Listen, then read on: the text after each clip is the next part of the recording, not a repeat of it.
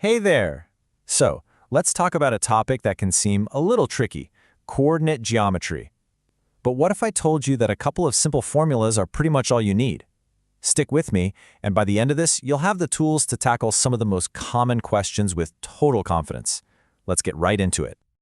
Does finding the distance between 2 points or trying to pin down their exact center ever make your head spin just a little bit? If it does, trust me, you are not alone.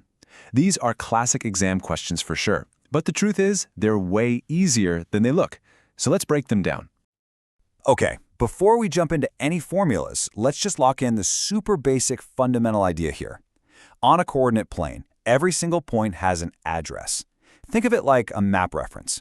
It's just a pair of numbers, an x value that tells you how far to go left or right, and a y value that tells you how far to go up or down. That's it.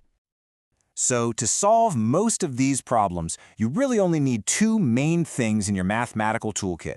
You've got the distance formula, which is perfect for figuring out the length of a line, and you've got the midpoint formula for finding its dead center. Ready? Let's get these two tools mastered. First up, the distance formula. This is your go-to whenever a question asks, how far apart are these 2 points, or what's the length of this line?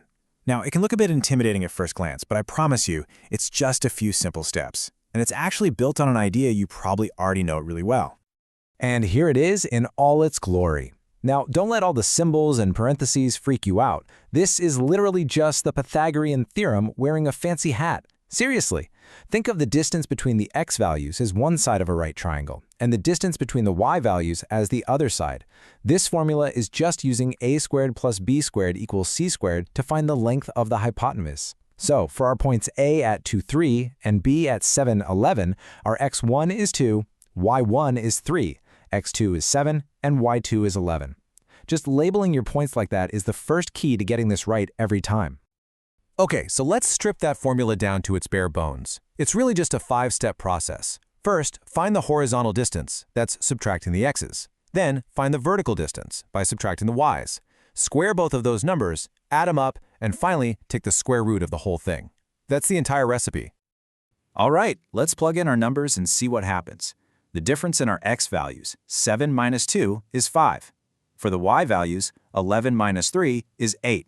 Now we square those. 5 squared is 25, 8 squared is 64. Add them together, you get 89. So the final distance is simply the square root of 89. See? Not so scary when you take it one piece at a time. Awesome! Till number 1 is in the bag.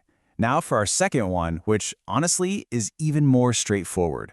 We're going to find the exact center of a line segment using the midpoint formula. You want to know the secret to the midpoint formula? It's just finding the average.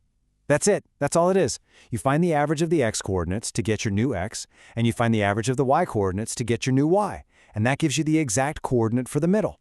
Let's try it out with points A at 2, 3 and B at 8, 7. The process here is just so simple. Seriously, it's just this. You add the two x values together and cut that number in half. Then you do the exact same thing for the y values. Add them up, divide by 2. And those two new numbers, that's your midpoint coordinate. So let's look at our example. For the x values, you take 2 plus 8, which is 10, cut it in half, and you get 5. For the y values, 3 plus 7 is also 10. Divide that by 2, and you get 5 again. So boom, our midpoint is right there at 5, 5. Simple as that.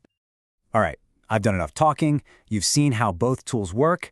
Now, the absolute best way to make this stuff stick is to try one yourself. It's time to put your new knowledge into practice. You've totally got this. So here is your mission. Find the distance between the points -1, 4 and 3, -2. Quick tip, be really careful with those negative signs. They can be tricky. Go on, hit pause, grab a piece of paper, and give it a shot. I'll be right here when you're done. Okay, you ready for the big reveal? The correct answer is the square root of 52. If you got that, give yourself a pat on the back. That's awesome work. If not, no worries at all. Just rewind a little bit and walk through those 5 steps again. I'm willing to bet it was just one of those sneaky negative signs that tripped you up. Knowing the formulas is half the battle, but securing every single possible mark on an exam, that's a whole other skill. It's not just about getting the right number at the end. It's about showing how you got there. So here are a few pro tips to help you do just that. First up, Always, always, always write the formula down before you do anything else. That alone can get you partial credit, even if you mess up the calculation later. Next, stay neat.